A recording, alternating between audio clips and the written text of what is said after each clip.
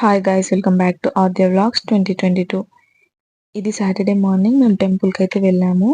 ఇక్కడ మేము ఎల్లమ్మ టెంపుల్కి అయితే వెళ్ళాము. ఎల్లమ్మ టెంపుల్తో పాటు ఇక్కడ హనుమాన్ టెంపుల్ కూడా ఉంటుంది. సో ఇక్కడ ఎల్లమ్మ ఫెస్టివల్ ఉంది. సో దానికని చెప్పేసి మేము ముందుగా ఒకసారి టెంపుల్లో దేవుని దర్శించుకుందామని చెప్పేసి వెళ్ళినాము. సో వెళ్ళాలంటే ఈ స్టెప్స్ అన్ని ఎక్కాల్సిందే. ఇది నిజామాబాద్లో ఉండే టెంపుల్ అండ్ అటు సైడ్ ఎక్కువ జనాలు ఉన్నారు కదా, అక్కడ మహాచండీ యాగం అయితే జరుగుతుంది. అండ్ ఇది మెయిన్ టెంపుల్. అండ్ పక్కన లోపల అందరికి బియ్యం పోయడానికి వీలు అవ్వదని చెప్పేసి టెంపుల్ నుంచే ఒకరు కూర్చున్నారు. ఇలా అమ్మవారిది విగ్రహం ఉంది. ఆ విగ్రహంకి ఓడి బియ్యం పోస్తున్నారు అన్నమాట. అందరు ఇక్కడ ఇలా ఓడి బియ్యం అయితే పోస్తున్నారు. అండ్ ఇక్కడ మెయిన్ టెంపుల్ ఎల్లమ్మ. చూడండి ఒకసారి అమ్మవారిని కూడా.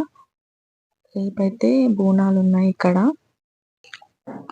ఇక్కడ ఇలా చాలా మంది అయితే కూర్చున్నారు. అండ్ ఇక్కడ వ్యూ ఇలా. అండ్ అటు సైడ్ టెంపుల్ ఉంది. టెంపుల్ కి కింద సైడ్ అన్నసత్రం కూడా ఉంది. ఈరోజు అన్నదానం కూడా చేశారు. పండగ రేపు అని చెప్పేసి రేపు పెట్టడానికి అవ్వదు కాబట్టి ఈ రోజు అయితే పెట్టేశారు అన్నదానం. అండ్ ఇది కింద హనుమాన్ స్టాచ్యూ అన్నమాట. చాలా పెద్దగా ఉంటుంది ఇక్కడ. దాని బ్యాక్ సైడే అన్నసత్రం అయితే ఉంటుంది. ఇక్కడ టెంపుల్ అయితే మేము చాలా సేపు ఉండండి. ఆల్మోస్ట్ అక్కడ నుంచి వచ్చేసరికి 2 to 3 అయింది.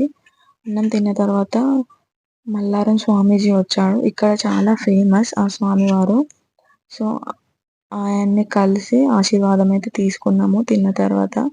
ఇదంతా టెంపుల్ వ్యూ అన్నమాట. పక్కన అది హనుమాన్ టెంపుల్ అండ్ ఇటు పక్కన హనుమాన్ స్టాచ్యూ, ఆ పైనది ఎల్లమ్మ టెంపుల్ అన్నమాట. సో ఒకసారి ఆద్య నేను వస్తుంటే ఎట్లా పిలుస్తుందో చూడండి, వినండి మీరు.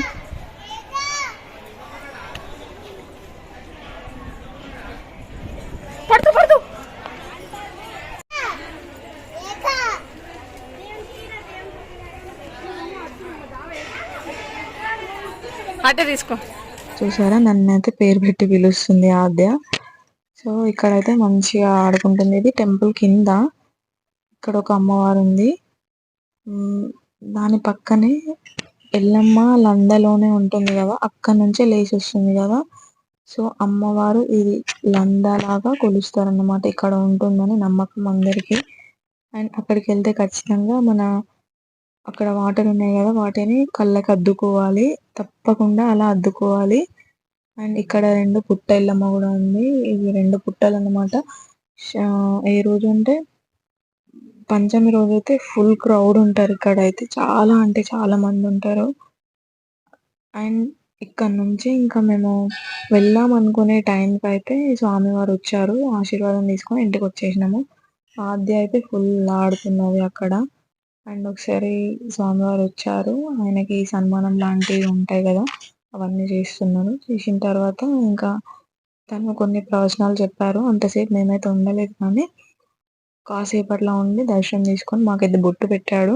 సో బొట్టు పెట్టించుకొని ఇంటికైతే వచ్చేసాము ఇంకా మేము. అండ్ రేపు బోనాలు అయితే ఉంటాయంట ఇక్కడ. ఫుల్ జనాలు. ఇంకా వారి మాటలు ఒకసారి వినండి ఏం మాట్లాడుతున్నాడు అనేది.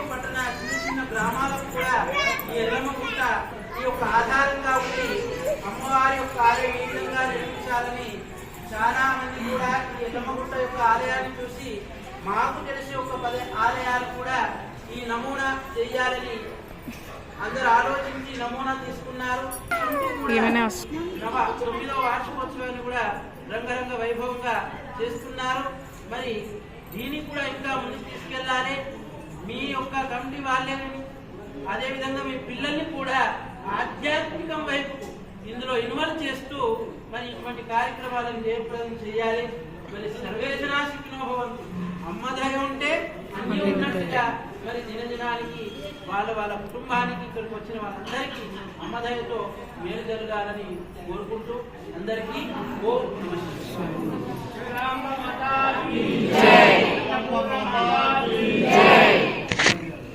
ఈ స్వామివారు చాలా ఫేమస్. అంటే మల్లారం దగ్గర ఉంటారు. ఇతను మామూలుగా కార్తీక మాసంలో ఆయన దర్శనం కోసం చాలా మంది వెయిట్ చేస్తూ ఉంటారు. సో మాకు ఇలా దర్శనం జరిగింది. Very happy.